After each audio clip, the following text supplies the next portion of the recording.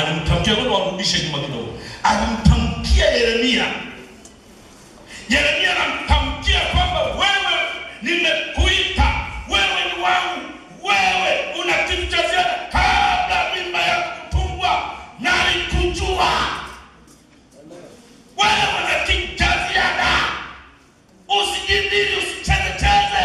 Wewe ni wa thamani mikononi mwangu. Yeremia hakuelewa. Nimekuita kumoa, kupanda, kufanya hiki. Akamweleza mambo yote. Yeremia hakuelewa.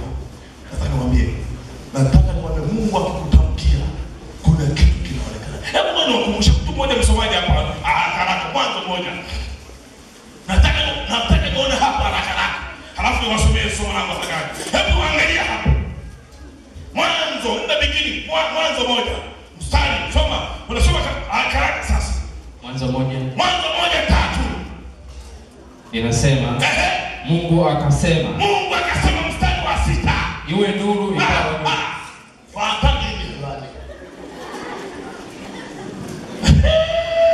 Naomba urudie. Mwanzo 1:3. Inasema Mungu akasema nenda 6. Inasema Mungu akasema nenda 9 mwanangu. Inasema Mungu akasema nenda 11 mwanangu haraka.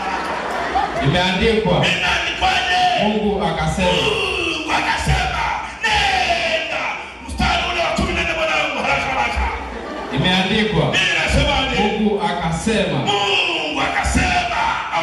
pende 20 mwanangu haraka. Imeandikwa Mungu anasema hachoki kusema. Mungu akasema pende 24 mwanangu haraka. Imeandikwa Mungu akasema pende 26 mwanangu hapo. Imeandikwa Mungu akasema this is the God whom I love. Huyu ndiye Mungu ambaye anapenda. Amina. Uwe na wani anasema. Uwe shujaa anasema. Uwe sio mtu wa hivi anasema. I like God. Pende 29.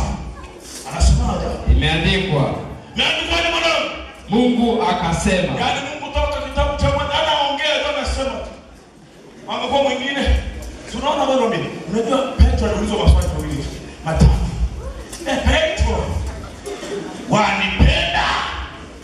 Bwana, unajua nakupenda. Petro bwana, unanipenda? Bwana, nakupenda. Petro bwana, unanipenda? Bwana, unaona ni choche sasa. Bwana, unaweza tu wauti kwa maana nakupenda.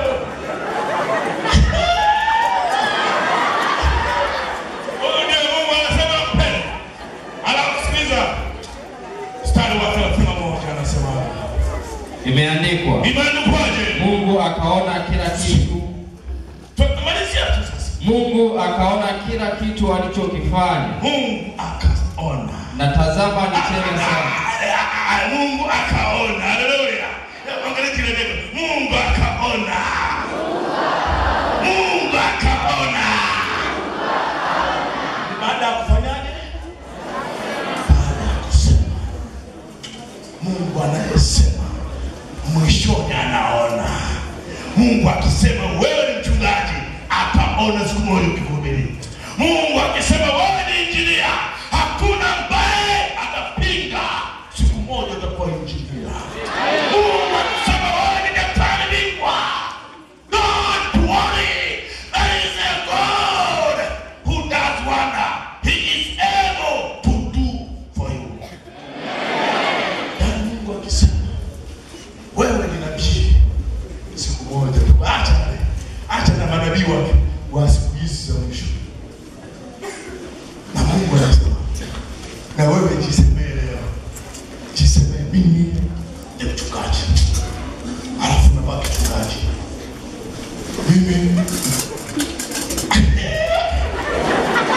Mimi ni dokta. Utashangaa kuelewa kwa dokta. Mimi ni nani? Mimi ni mfamasia. unatembea kifamasia. Unajifunza kuandika kifamasia. Sema mimi ni profesa. Mimi ni profesa. Profesa ndio.